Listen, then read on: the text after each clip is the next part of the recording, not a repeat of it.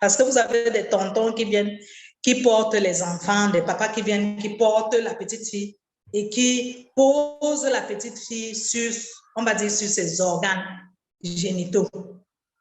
Et c'est des comportements qui, comme on a vu tout à l'heure, qui vont amener l'enfant, parce que ça éveille sa partie, on va dire quoi, on dit quoi, la partie sensorielle, ça éveille ses sens.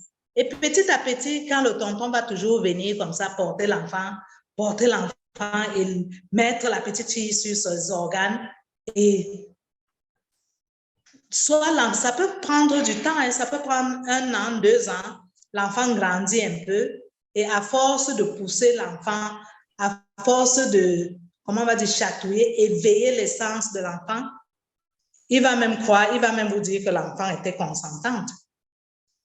Tous ces tontons qui viennent, moi par exemple, j'interdis les enfants de dire ma femme, tu viens à la maison et puis tu trouves les jeunes filles, ma femme, non, c'est pas ta femme.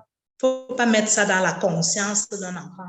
C'est pas ta femme, tu es un monsieur, tu es un tonton, tu n'as pas à venir trouver l'enfant et dire que ma femme, même la femme appelait un petit garçon mon mari, non.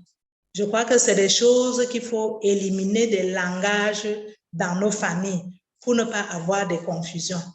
Là, le tonton qui vient et joue de manière un peu désordonnée avec l'enfant, il faut interdire ça. Et maintenant, peut-être on est dans la maison, comme j'ai dit, la maman doit être très attentive et organiser les travaux de la maison. Peut-être vous avez un petit frère à la maison, un jeune frère, un jeune garçon à la maison, et c'est lui qui lave les petites filles de 5 ans, de 6 ans. Non, il faut éviter, et dans tous les cas, j'ai même dit tout à l'heure que dès l'âge de 2 ans, vous pouvez, même si c'est la ménagère que vous avez à la maison, lui dire de demander à l'enfant de laver ses organes génitaux, sa partie sexuelle, de laver, pour que l'enfant sache qu'une autre personne ne doit pas me toucher à certains endroits de mon corps. Peut-être tu frottes l'enfant, tu verses le qu'il a, parce que c'est de ta responsabilité. Une autre personne ne doit pas te toucher à cet endroit. Ça conscientise et ça responsabilise l'enfant.